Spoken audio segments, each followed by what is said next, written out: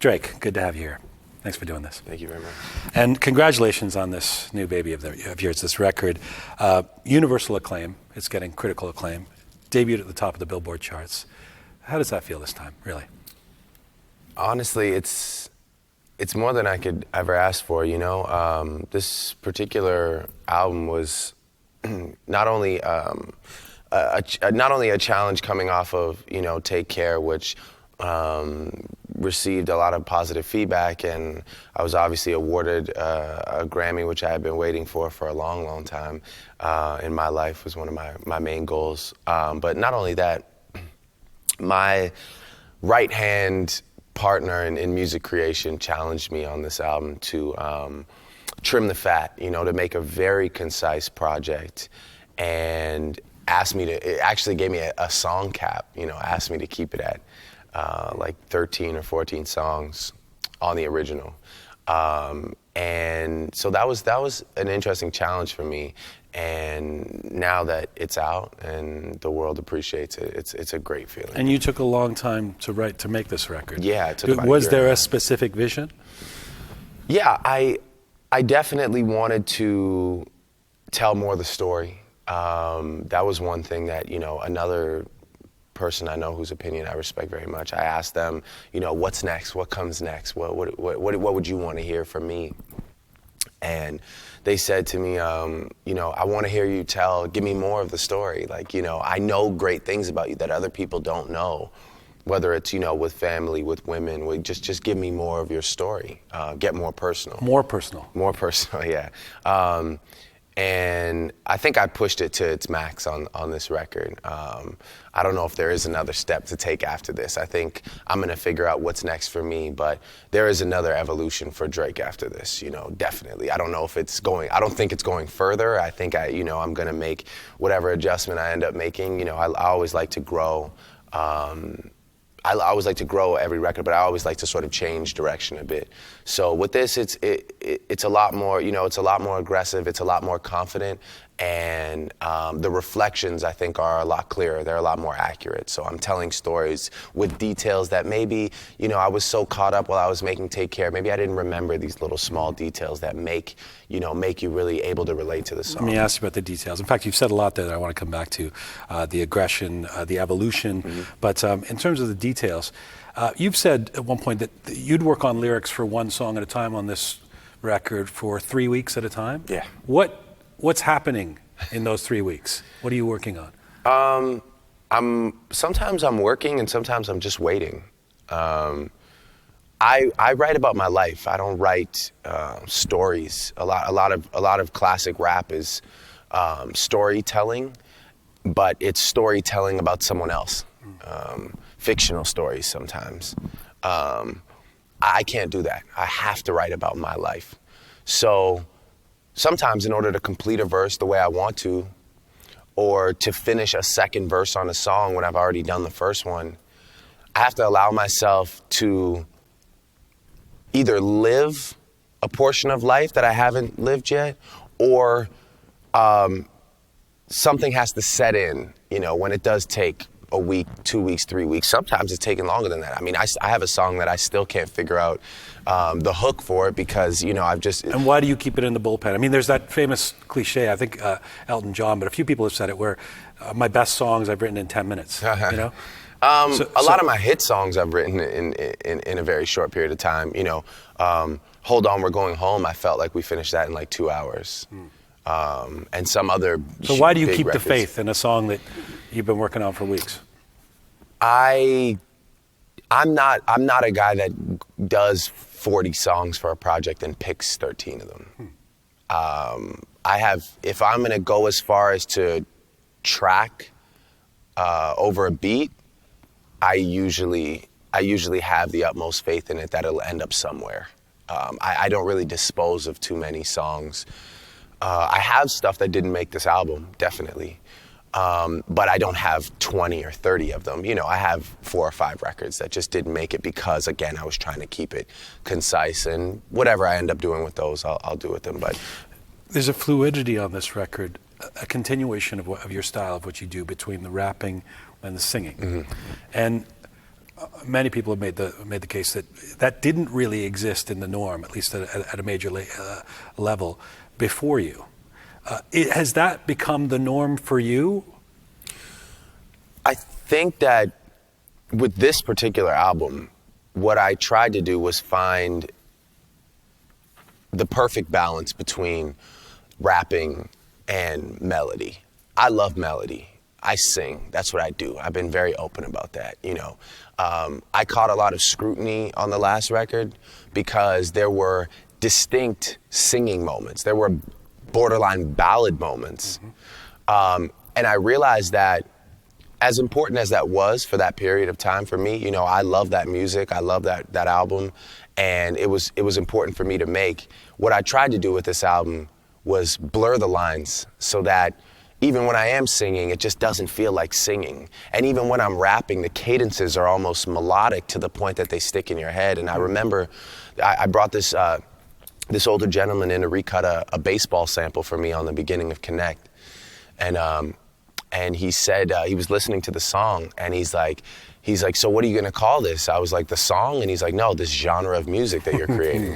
And I was like, oh man, that's really kind of you to say. But I mean, it did open my eyes to the fact that, I was able to sort of make it gray, which I wanted. You're not afraid of melody. At all. You're not afraid of sweet melodies. Is anything too sugary for you? I mean, is there a point where you go, where a lot of artists would go, I can't do that. That's just too sweet a melody. I do shy away from major chords and major chord progressions. Those are the classic, pop. Those aren't the melodies that hit you in your heart. Yeah, you want the for me, pathos. it's minor. For me, it's 40 produces in minor, and I'll find the melodies to sort of slip around it. Is anything too sugary? It just has to have emotion behind it. Hold On, We're Going Home at the end of the day is a very, that is a major song, but there's emotion there. There's points where you're really, you feel something, and that's all that matters to me, as long as it penetrates. There's interesting juxtapositions on this record because you've talked about this album being about feeling good about where you're at. Right. And yet the music doesn't always feel uniformly celebratory. It can feel pretty downbeat. Right. Tell me about that discrepancy.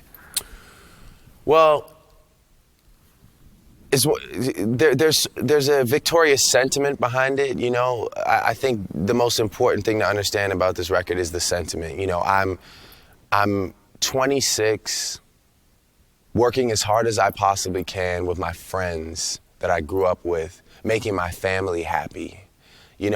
I'm so sick of people saying that I'm lonely and emotional and associating me with this longing for a woman or the sad guy. Yeah, I hate that, man. It bothers me so much because I don't make I do make music that makes you feel something, but I just don't I'm actually not that guy in real life. I'm very happy, I'm not content by any means. I mean, I want to keep working, but I'm a happy person. I'm very excited. My life is constantly exciting. It's not some sad, depressing story.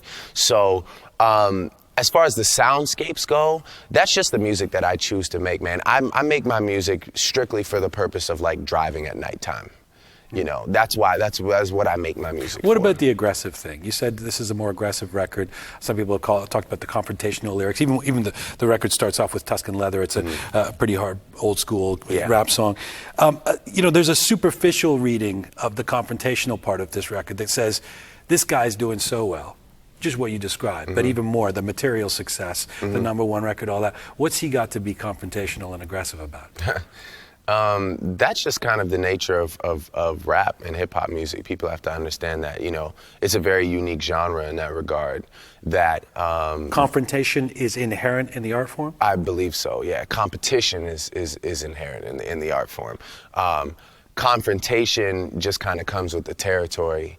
And there's something to be said for the fact that, a lot of people talk that talk and just do it because that's what hip hop is about. Well, I'm going to talk and I'm going to talk like I'm the biggest dog, but I'm not. I'm actually the one guy, the young guy, the one young guy that can really step up to the plate and talk my game, and I check out. If you choose to go and research, I check out. So that was one thing that I understood on this record. Like, I'm not gonna play this humble, sort of shy, like new guy, like happy to be here role this time around. I've put in enough work, and I plan to put in as much as I need to moving forward. And I wanna make that known. I'm here. Let me come back to that in terms of the being clear and honest about where you want to go and what you are. But just in the part about the aggression being part of rap, it's interesting, right? Because to a certain extent, forgive the pun, it gets a bad rap. That why is this music so aggressive? And yet the metaphor, it works. I mean, you wouldn't think of hard rock music as, it wouldn't be a surprise that it needs to be aggressive to work, right? Both in terms of the way it's presented and in terms of the lyrical content. So there's still an education that has to happen around hip hop and rap, would you say? I think that there's something to be said for the fact that everybody wants to be the guy with the juice. Everybody wants to be the best. And because we're doing a form of music where it's complete self-expression, a lot of it has to do with talking about yourself. Whereas there's other genres where it's like, of course, that maybe this rock group wants to be better than this rock group, but their rock albums aren't about the genre of music that they're in, or, what's been happening. Rap is like, you use rap to update people on your life, at least I do. My music is an update. I don't want to talk to you on social media and your songs are status updates. Yeah, 100%. I mean, because I don't like what we're doing right now. I mean, and I'm honored to be here, and I love the fact that I'm here. I'm a proud Canadian, so I'm happy that I'm here. But I don't want to do this all the time, because I'd rather express what I have to say on the album. I don't necessarily want to just talk through everything. And with that being said, I think that's where a lot of the confrontation stems from in our genre, because, in the times where I'll make a record and then go away, a lot of people say a lot of things, try and state their claim, or, when you're not on an album cycle, there's going to be someone else that wants that spot. So you have to come back with a vengeance always, Do you? I like to. I mean, I'm here to win. You're here to win. Yeah, 100%. You like the competitive. Yeah. You don't feel like that's just the way it has to be. You want it to be that way. You want to win. Yeah, I've functioned best under. I've always functioned. I mean, I was the kid that used to not study for his test, unless it was like a night before. I function best under pressure, one. And the thing that's changed about that is I never really used to pass my test back in the day, but I feel like I'm passing You're passing it in a big way now. What about the flip side to the aggression? I mean, on this record, that you're as open as you ever were about your emotions and vulnerabilities. And you've been credited, Drake, as you know, with opening up the range of what rappers talk about in mainstream rap especially. How did you resist adopting a harder posture in the beginning, when that was the norm? When I first came in and started rapping, I wasn't really. It was sort of a change over time, there were more options, I think, for rappers. Like being hard wasn't necessarily. It was kind of like. It was there. It's always going to be there in rap music, People say like gangster rap is now trap music. It's always going to be there. Drugs, G rap, all that. It's always going to be alive. It's just that I came in at a time where I came in at the perfect time for myself, which was I didn't need to be something I wasn't. And I made a commitment very early on to just be myself, And what really bothers me the most is the fact that, sometimes I feel like I don't get enough credit, or I'm not making a big enough impact because I'm not enough of a loose cannon, you know, in situations like this where we're doing a one-on-one interview, or, you know, that people just want me to go off more and lose my composure, and then that way, you know, I guess maybe I would be like cooler, make more headlines or be more iconic. But that's not me, you know. I'm a naturally poised individual. I don't want to just come out, you know, making mistakes and having to be like, oh man. But you've also said that one of the biggest misconceptions about you is that any part of you wants to be gangster or hood. Yeah, 100%. Well, what are people reacting to when they have that misconception about you, do you think? I think it's just a lack of knowledge, you know. I think maybe they've only heard one song or seen one clip or listened to one friend and decide to form an opinion just based off that. You know, I've never really, I don't think, done anything that would, you know, make someone say, oh, he wants to be gangster, or he's trying to. The only thing I've done is become a rapper from a TV show, you know, but that's not like, that's just, I was rapping while I was on that show. I always wanted to do this. So, I mean, yeah, I stand by that quote. I don't want that. You know, that comes with pressures. Nobody should ever want that, by the way. You know, that comes with stress that you could never imagine. You mean to be something they're not? To be something you're not, and to be that specifically. I mean, that comes with problems that I don't think anybody really wants. Is that still something in the rap world and the hip hop world? The idea that you need to be hood, you need to be from the hood. Is that some sort of still some sort of status? Yeah, I think that there's, like I said, there's always going to be an appeal there, as far as, you know, listening to people rap about, you know, killings and drugs and all that stuff. Like, it's just, I always say when I'm in the studio, I'm always like, when I'm writing a rap, I'm like, man, if I could just throw a gun bar in here, this thing would be done. And I feel that way, you know. Sometimes it's just such an easy scapegoat. Like, right.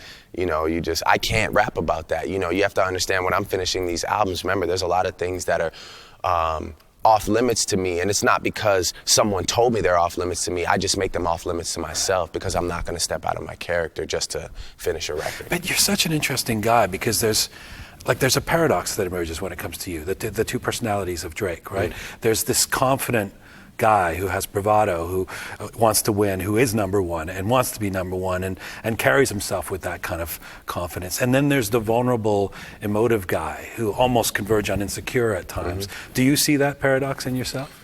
Yeah, I think that I'm just a human being that's willing to show you that I'm human, you know. I don't know if it's a paradox or if it's like some rare character trait. It's just that a lot of people will only show you the confident side, especially in music, because the vulnerable side is like, they don't want to go there. You know, I'm okay with going there. That to me is supreme confidence. The fact that I could express, you know, the issues that I'm having with family, with women, or with self. You know, the fact that I can express that is, to me, the ultimate confidence. So. Nicely said. I want to talk more about this new record, but first take us back and where this all comes from, where music came from. Your father's a musician. Mm-hmm. He's talked about having you on his lap and playing piano with you when you were a kid. Do you remember those times? Yeah, I remember. I remember a lot of the early times from pictures, obviously, but there's definitely photographic evidence of my father, you know, having me around music. And there's pictures of me performing with like a band when I'm like really, really young. What are you playing in the band? I don't know. Oh, I'm singing. You're singing. I have the mic stand, right. Yeah, and I have sunglasses on, which is weird because I never wear sunglasses. But when I'm performing, I mean. But yeah, so I remember definitely being around music when I was younger. My dad used to gig around the city, and when he used to have me, when it was his time to, you know, because my parents are divorced, so when he used to have his time with me, he used to, very much against my mother's will, take me to his gigs, like at the bars when I was like probably like 6 or 7 years old, and I used to sit and watch him play. And eventually he, this is like really bad parenting, but he integrated me in his act, like, so I would come up and sing this song, Ride, Sally, Ride, But I was like, just a little guy. But I used to come up on stage and sing with my dad. Like Mustang Sally? Mustang Sally, Sally, right? Yeah. And so do you remember, was there a moment in all of that where you thought this could be my career path, or was this just, you're just having fun with dad and stuff? I mean, was there a click that happened at an early age where you thought this is something I might want to pursue? I wouldn't say that early. I mean, I was really, really young when I was doing that. But definitely when I started to get into my teens is when I started to take an interest in becoming a musician. I remember initially I was like thinking of being a DJ. I went to play the record and bought like some turntables and some records, and I thought that would be kind of like maybe a moment for me, and that was maybe like at the very beginning of high school, But I was always making music, I was always, I had, instrumentals and was always kind of rapping over these beats that I could find. I think off the time you would have to get your instrumentals off like Napster or something. I was always interested in making the music. 2 steps back. Yeah. Your parents divorced when you were a kid. You grew up in Toronto while your dad lived in Memphis. Yes. What was it like going back between Toronto and Memphis for you? It was pivotal to me in shaping the man that I am today. I think that going to Memphis gave me a glimpse into, what rap really felt like for me, because I got to go and be around. I was around Yo Gotti back when, Yo Gotti is a rapper from Memphis. I was around Yo Gotti like in the very early stages, and it was only because my cousin's baby father used to like manage him or work with him. So he used to bring me around a crazy lifestyle that I knew nothing about being from here, I mean, it was surreal. It seemed so big. I mean, the clubs seemed so glamorous. And it was Memphis, Tennessee, so it probably wasn't that glamorous at the time. But, the cars just seemed so expensive. And, these guys were like drinking like Louis the 13th and just like doing things. I was just like, my mind was blown. I was so young, and it was like, I got to see not only rap culture, but like Southern rap culture, which is very influential. And it opened up not only my mind, but my ears. I started listening to, okay, well, if Yo Gotti isn't the originator, then okay, well, what about 8 Ball and MJG? What about 3 6 Mafia? And then I started shifting my focus to Houston and listening to like Houston music, which now has a very, very, very large influence on the music that I make. And what did Toronto represent for you at the time? I mean, obviously it was home, but you grew up in a fairly white neighborhood. You're this biracial kid. Did you fit in? Did you feel like you fit in? This is another thing that really bothers me too. I didn't grow up in a white neighborhood. I grew up on Weston Road. I went to Weston Collegiate. I went to CR, and I went to Weston Memorial. I went to Weston Collegiate for summer school, which is bad because that means I failed. But I grew up like on Weston Road for a lot of my life. And I only moved to Forest Hill because my mother is an incredible woman who was willing to live far beyond her means for the sake of her family. We rented someone's basement and the first floor. I didn't have some mansion. I wasn't, I grew up with a mother that was deep in debt because she wanted the best for her family. So, being biracial was obviously tougher in Forest Hill than it was, in the west end of the city. But I sort of made friends as I could, and I had a tough time. Definitely had a tough time. I think I really started to find myself when I switched over and when I got on Degrassi. I mean, I'll never forget the day I got the phone call that I didn't have to go back to Forest Hill for another year of high school, but I had to start high school all over again because I was going to Vaughn Road program for, kids with outside commitments. I didn't even care about doing the 9th grade over again. I was just ready to leave there. But it sounds like, just so I get this right, it was almost worse than the way I described it. So you grew up in a more integrated place, and then when you transferred into Forest Hill, yeah, you start to feel like you don't fit in?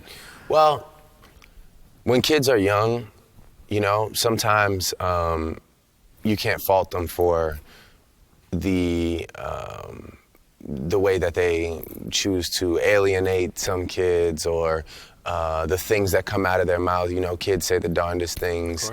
I hold no resentment for anybody that, you know, gave me a hard time, but I didn't have an easy time. Well, there's on your new album, there's a line that goes, thinking back on how they treated me, my high school reunion might be worth an appearance, make everybody have to go through security clearance. Well, yeah, I mean, is that a little revenge fantasy? Yeah, I mean, that's just like my way of making a joke about it. You know, like I said, I hold no real resentment about it, but you know, I did want to mention it because it is something. There is something to be said for the fact that I bump into people now, and they're always like, "Yo, man, Joe, it's good to see you, man. We should go out for a drink." And you're like, "Wait a minute." I'm just like, really? That's interesting. Aren't you the guy that in gym class? Yeah.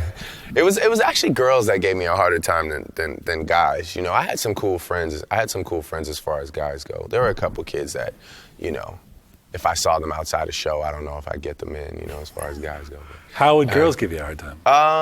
Girls are just mean, you know. Girls are mean. They're just mean people when they're young, you know. So it was just like, it was very, you know, obviously like predominantly white, you know, all Jewish school. So it was kind of difficult for young kids to understand how I was like black but Jewish.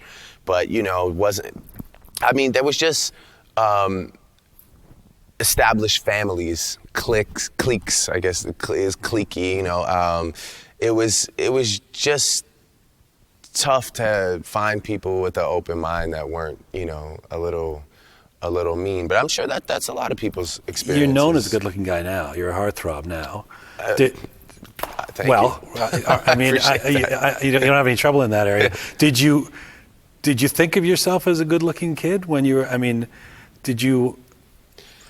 I didn't really, like, again, you know, I started with girls late because of the atmosphere that I was in, you know.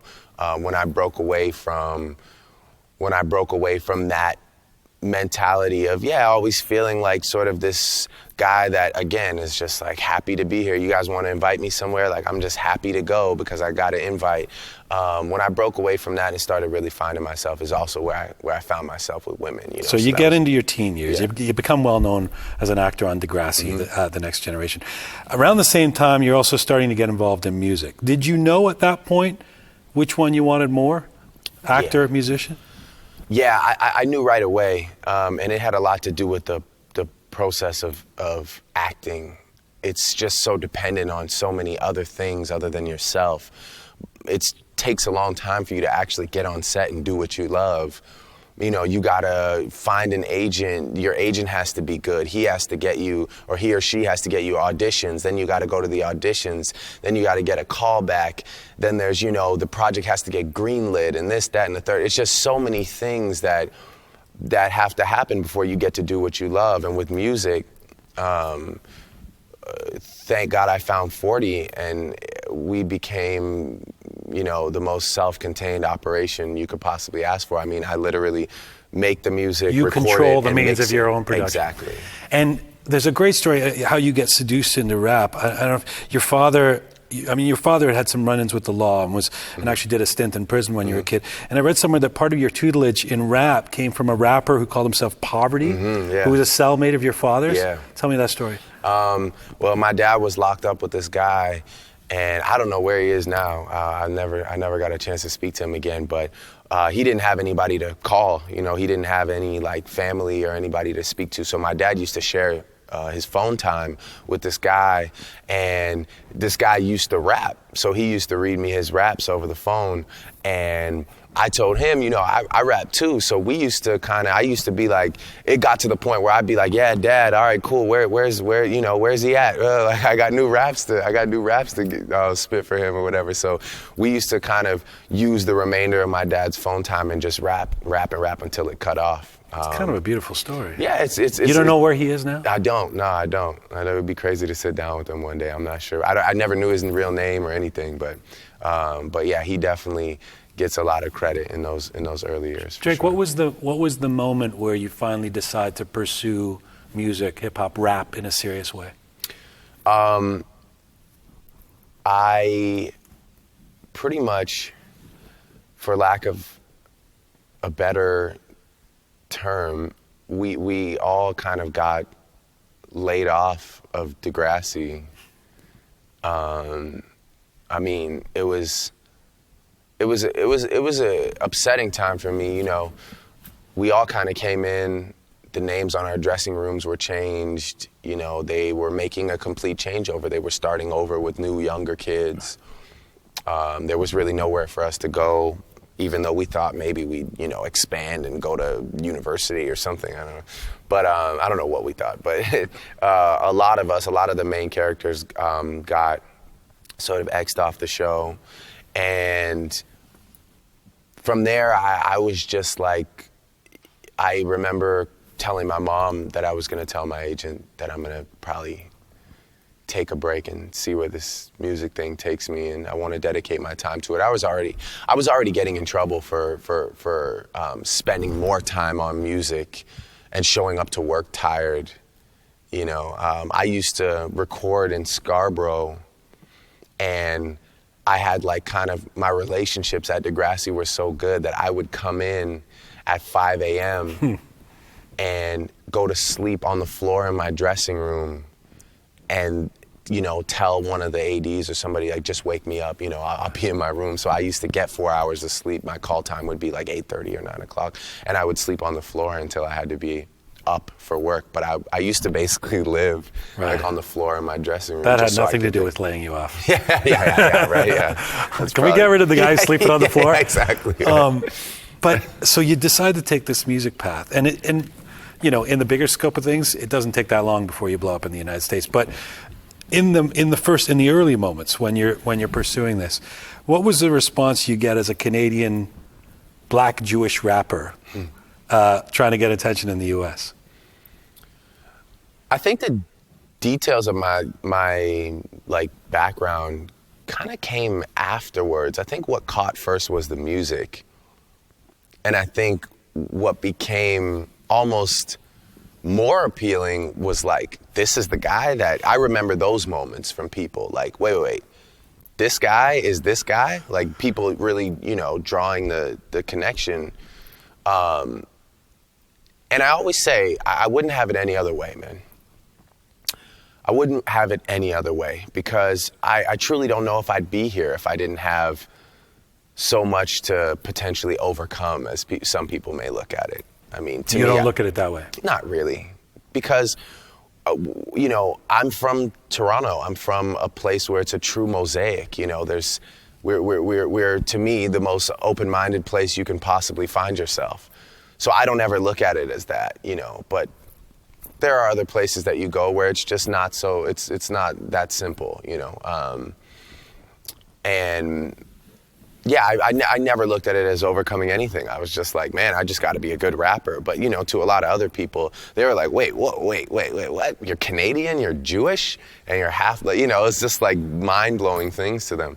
But like I said, yeah, I don't think that, you know, it wasn't like on my mixtape cover, it just said like the new Canadian half black Jewish. Like, it wasn't like advertised. So people had to go kind of find out about me. And I think when they did, it made the story even more interesting. Like I said, I wouldn't want that to change at all. You pursue things sort of independently through social media, MySpace, things grow. You quickly become known as being a personal confessional songwriter, some of what we've talked about. And you become even more so. On this record, you talk about painful experiences with your family. You mentioned women you've dated by name. Why is it important? I know you want to be real. So we get that part, but why is it important to open up as much as you do in your lyrics? Well, like I said, I have a really tough time going halfway with things, you know, telling stories in a general manner. They just don't connect the same way to me.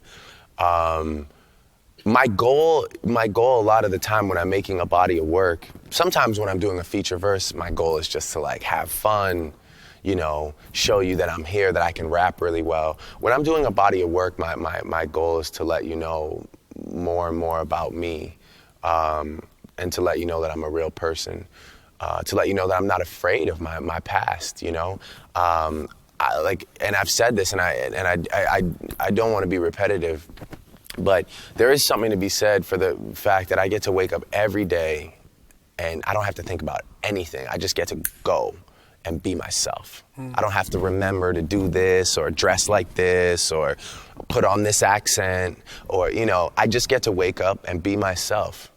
And is it ever storytelling? Is the guy in the song, earlier you said something that sort of alluded to, yeah, well, that's what I'm in the song, I'm in the lyrics.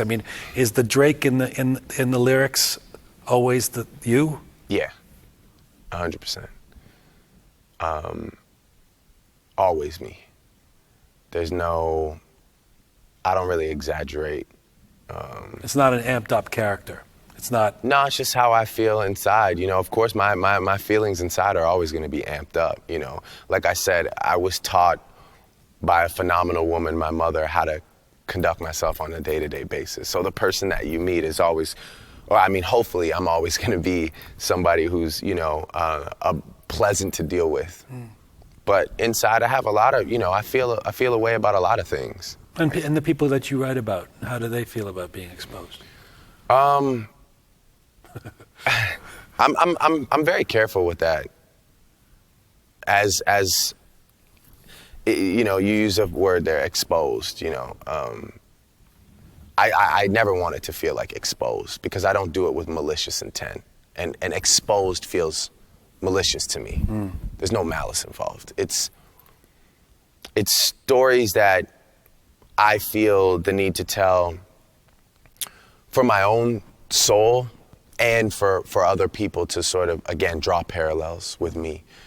As far as the people go, I always double check. I always try and, send the song and be like, yo, I just want to make sure that this isn't too much.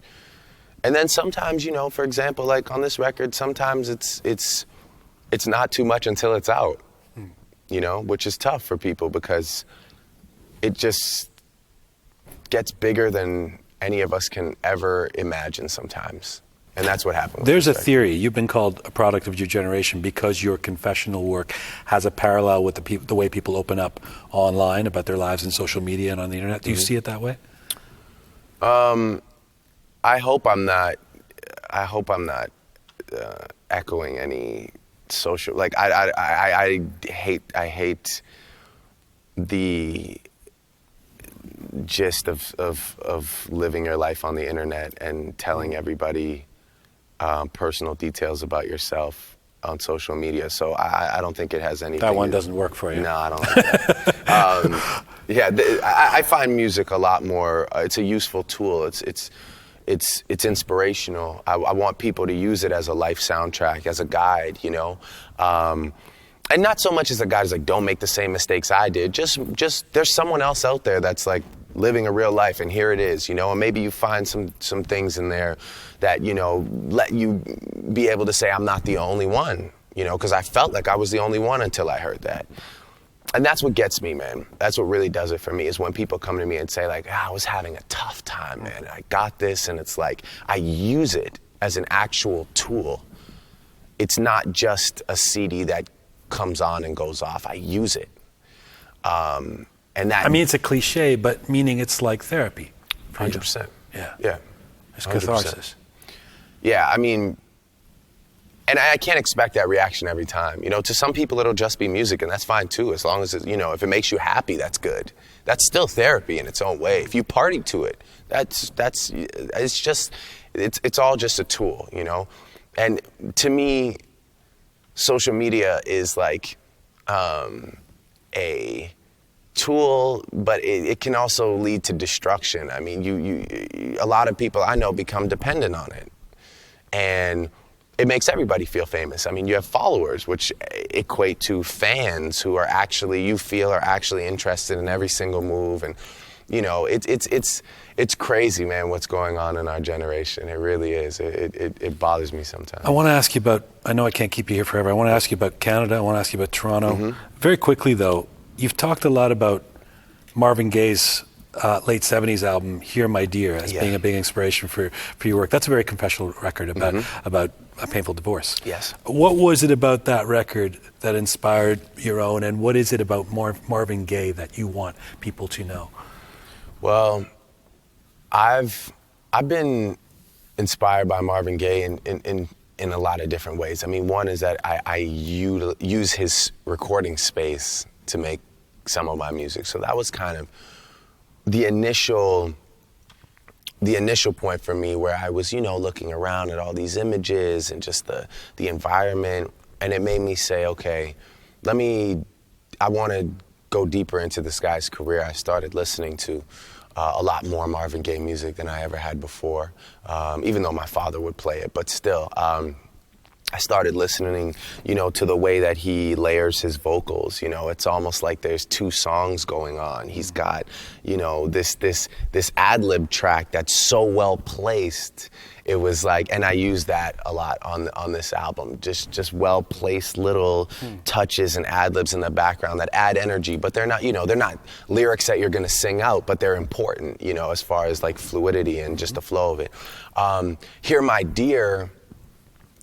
Dear became important to me because of the storytelling without using any literal, to tell a story through music and not skits, to tell a story through music and not music videos. It was like such a clear story, and it was only using the songs. And I felt like nobody had done that in a while. I know that there have been, great albums that involve, little pieces, but I wanted to make it like a clear-cut story, a concise story, only using the songs, and that's a tough task. And I remember there was a point on the album where he talks about the lawyer, about something. The fact that he mentioned like his lawyer in one of the songs, or like lawyer fees or something like. I was just like, this is crazy. Like, it's so vivid, and about something so isolated. A divorce. So I try, again, this is more about my life. It's broader than that, but I did use his tactics to make this record. Let me get back to your story and just the last few years. In 2007, 2008, really from 2006 on, you really blow up in the United States. And I know you're not going to, you're such a proud Canadian and you're from here, and you're not going to speak of any malice when you speak about Canada, but it feels to a certain extent like Canada came late to the party. Do you feel that way? When it comes to Drake?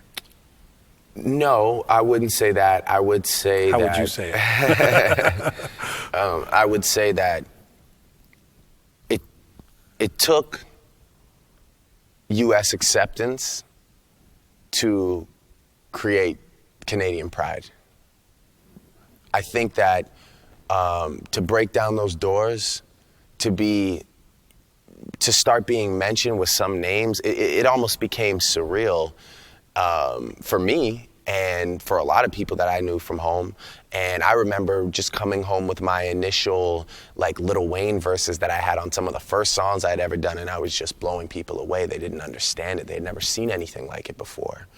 And I think that as I kept, moving forward, it just became, something to be, and I would always bring it home.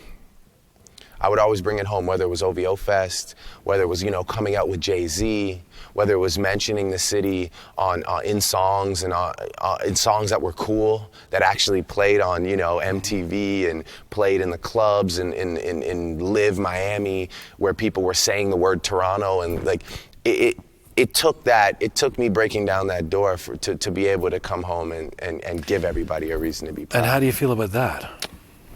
I'm okay with that. I mean, like on a mass level, you've obviously had, there's fans of yours who are going to be watching this, listening to this, who will say, I was there in the beginning, and they have been. And I don't want to discredit But anybody on a mass level, There's some stuff that surprised us along the way. In 2011, you hosted Juno Awards. Yeah. You were great. Thanks. You killed as the host. You had 6 nominations. Yeah. You didn't win one. Yeah. Not one. Yeah. How did moments like that feel? That was a tough night for me, just because I put in a lot of work, and I didn't understand it really. I thought, at least in the rap category, I got to have this clinched, if not anything. But I can't speak for the Junos. I don't know why they did that, Did I respect it? No, not really, But those are things I'm able to let go. I'm not in it for medal trophies that I could put up on some shelf. That's not why I'm doing it, I'm doing Although it. you said you were excited about the Grammy. Of course I'm excited about a Grammy. That was my dream to win. But at the same time, I'm not doing it. If I didn't win, it's not like I'd stop. Does criticism stick with you? I spoke to Paul Anka last year. He's a Canadian icon. He talked about how hurt he was by a Maclean's article criticizing him in the 1960s. Yeah. He remembers that. Yep. Does stuff like that stick with you? From certain publications, specifically ones from the city, yeah. I hate when a publication described me as or described OVO Fest as an ego-driven festival. I just thought wow. It's the most selfless. I make no money that night. I spend all my money to bring all these acts This is the big in. festival you do in Toronto. Yeah. A big hip-hop festival and you've had all kinds of headliners from Jay-Z to Eminem to Kanye turn up at it. Yeah, and I put all the money out myself to bring all those people in. I call in all my favors, and I do it solely for the city. Like I said, I come away with, nothing, next to nothing after it, because it's just such an expensive production to put on. And just, stuff like that hurts me for sure, but it only hurts me when it's from here. From Toronto? Yeah. From Canada? Mm-hmm. From Toronto, specifically. Just because I always feel like when it comes to this city, I'm so vocal about how much I care, and I try and be as selfless as possible. I try and do as much as I can. All I ever want to do is just see this city get the recognition and the love it deserves, see people from this city shine. I put a lot of people in positions to do great things, and that's all I want to keep doing. It's actually funny talking about Toronto because the video for Start From the Bottom shows you flying out of Toronto and then in an LA mansion. As much as you love it. Dominican Republic, actually. Okay. Well, was Toronto a kind of bottom then? No, not at all. No. It's just I wanted to end the video. My goal with that video was to shoot the majority of it in Toronto, but just end with this vacation. I really just want to go on vacation, to be honest with you. So it ends with you leaving the city that you supposedly love so much. No, it's not. That's not some deep-rooted metaphor. I just wanted to take all my friends away on a vacation at the end of the video, and I figured we either go to the beaches or we go to an actual beach. So we went to an actual beach. You clearly have a lot of love for Toronto. Yes. Yeah, you have a tattoo of the area code 416. What is it? When did that become a thing? That taking pride in and being so public about Toronto?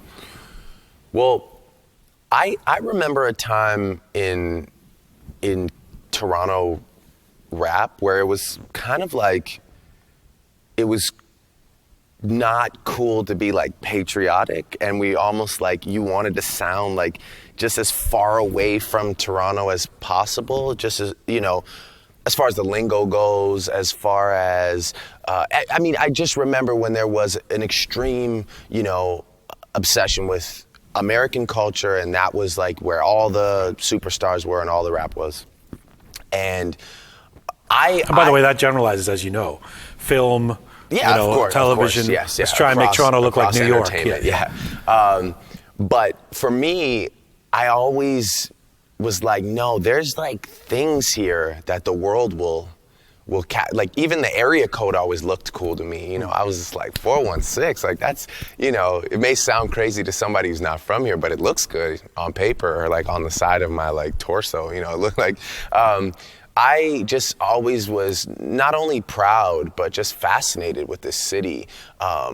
with the island influence that we have here, with the way people talk, with the way people carry themselves, the little trends and the little things that, I guess come with being young. Maybe it's like maybe it's only me and my friends that know about it. But, my Toronto that I grew up in was always what I wanted to put on the forefront if I ever got the chance, and I did. Well, you've said Toronto is the reason you sound like you do. Yes. What does that sound like?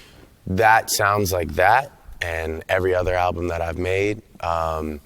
Because when I said to you that I make my music for driving at night, the night drives that I went on were through this city. So that was when I knew that my music was connecting, was when I used to get in my car and get,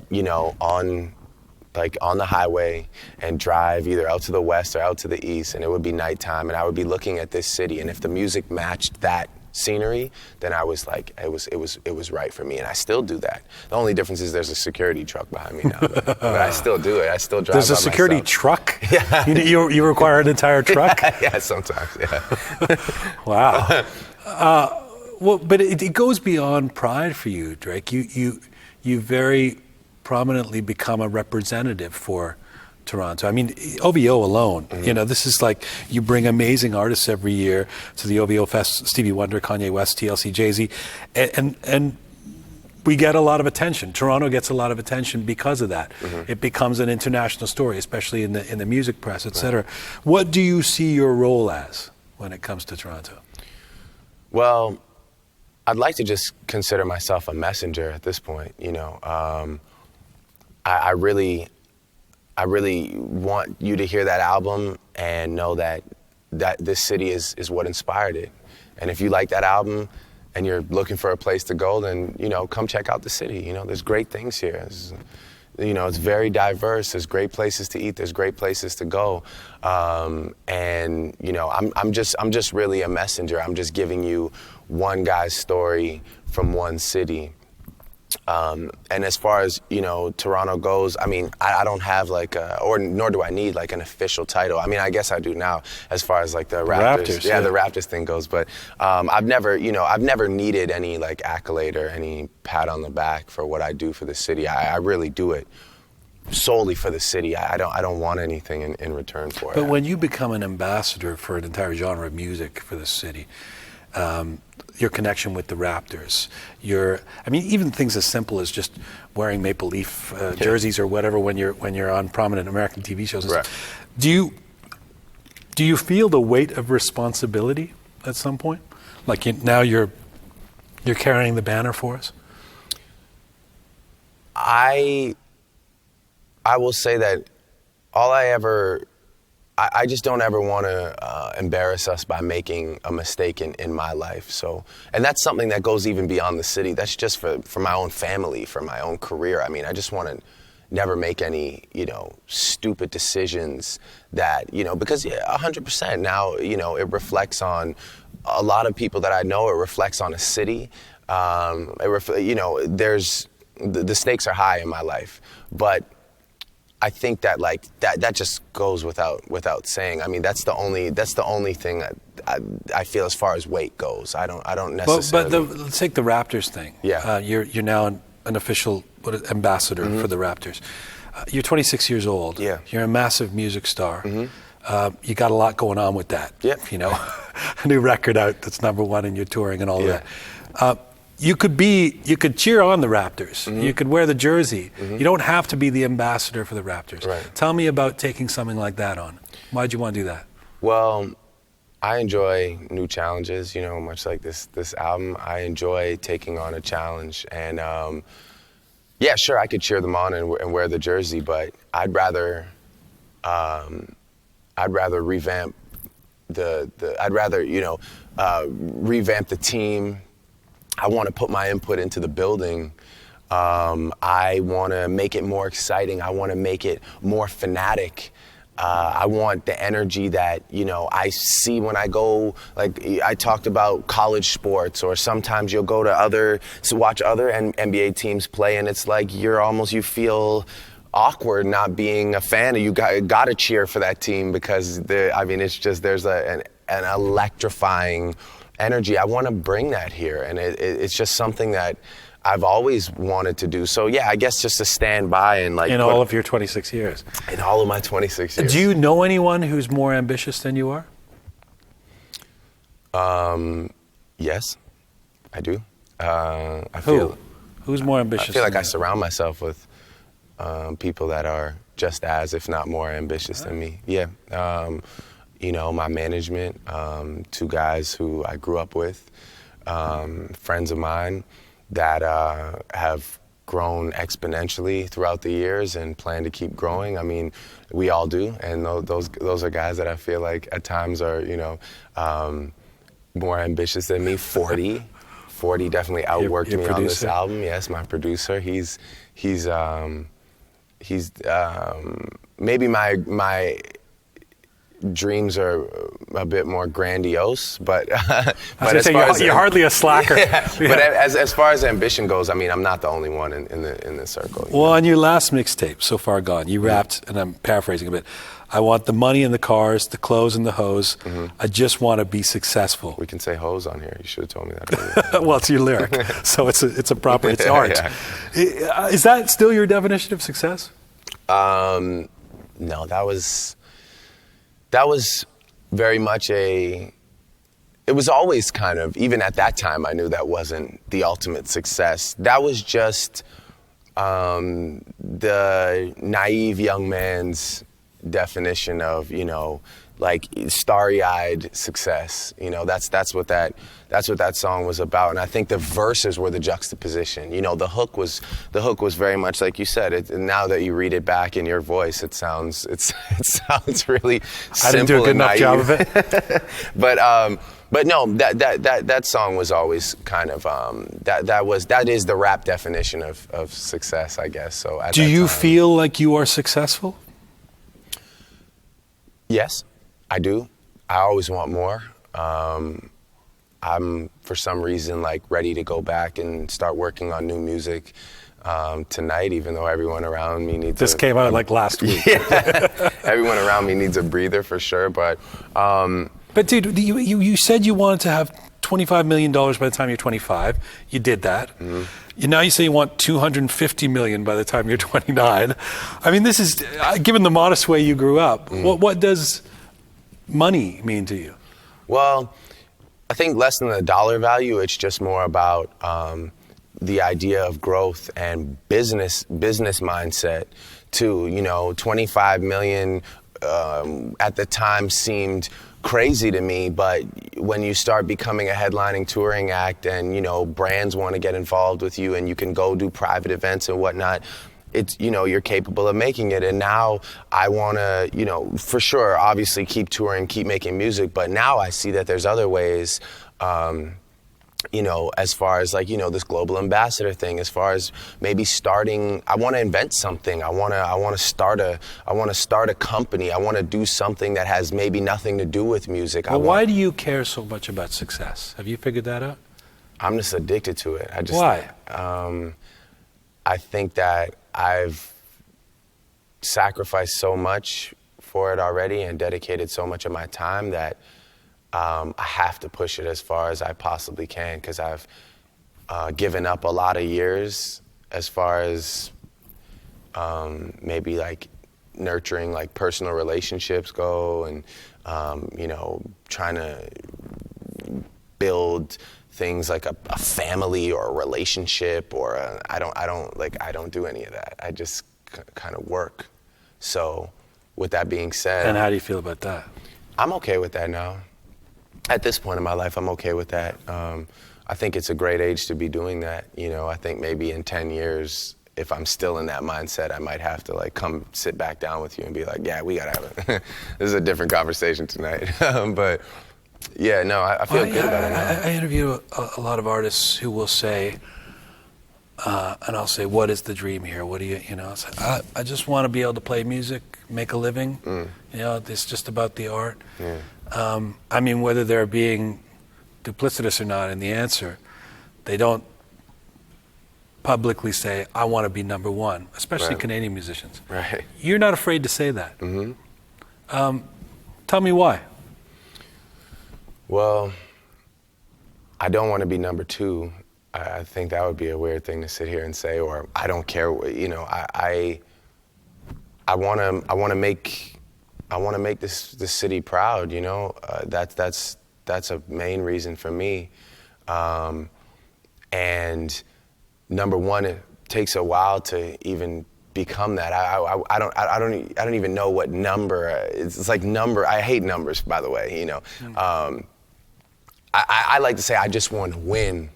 You know, it's you know, that's a debate in Canada, especially with Canadians, right? Well, just about uber modesty sometimes. You know, there's the subtext that we're not supposed to say. Right. We want to win. You know, some people take umbrage at the Own the Podium campaign for the Olympics. It's too much. You know? Maybe that's what I got from my like summer times in Memphis. Then you've also said you want to write classic songs. So the song, and before I let you go, the song "Hold On, We're Going Home." You said you want you want to write a classic song that people will play at the weddings. Mm-hmm. That is a contemporary song. That's Right. something that is written today. Do you think you've done that? Yes, I think that song is the closest I've come to it. And the reason I say that is because there's lyrics in there that obviously resonate with people, young, old, and I've seen it. You know, people come up to me and say, like, that's my song, and my 4-year-old loves it. And, like, you know, I played it for my dad, and he's 60-something, and it definitely is my, you know, it spans the widest as far as any of my songs go. And there's no profanity, you know, that's a big thing, man. Like, that changes a lot, you know. I rap. So, and I'm 26, so I'm still ready to be young and hungry and, you know, talk my game. But there's something to be said for the fact that is the brand of music that really resonates with the world, you know. So to find the balance, to have that song on this album is actually like one of the best moments for me.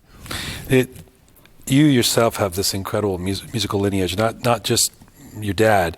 You're related to Teenie Hodges and Willie Mitchell, who helped Al Green make some of the best R&B tunes in the 70s. Yes. Willie Mitchell produced all of the best Al Green records. He wrote some incredible songs, Let's Stay Together. Teenie Hodges co-wrote Take Me to the River, Love and Happiness. It's an amazing lineage. Serious musical chops in your family. Do you care about legacy? Do you want to endure the way their work has? Do you think about that? 100%. I think I'm building my own legacy as much as I have respect for the gentlemen in my family. You know, I think I've surpassed a lot of people's expectations, and I think I'm building my own legacy for my own family one day. You know, I grew up knowing a lot about that side of things, but I didn't necessarily come up off that. I didn't receive any like help or support, you know, from, you know, those people. They're just in my family. So I look forward to building my own lineage, my own legacy with you know, whatever I do moving forward, and, you know, whoever I bring into this world. But it is incredible to sort of come from that. And yeah, I care about how long it lasts, for sure. I'm in it for the long run. If the career of Drake one day is a book, a full career in a book, what chapter are we in? Oh, man. How many chapters are there? Let's say there's 10 chapters. We'd be chapter 4. Yeah. Chapter 4. What's the chapter called? Nothing was the same.